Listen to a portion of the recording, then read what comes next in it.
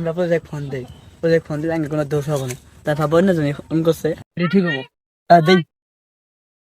Hello police station. এই লাস্টে একদিন তুলো।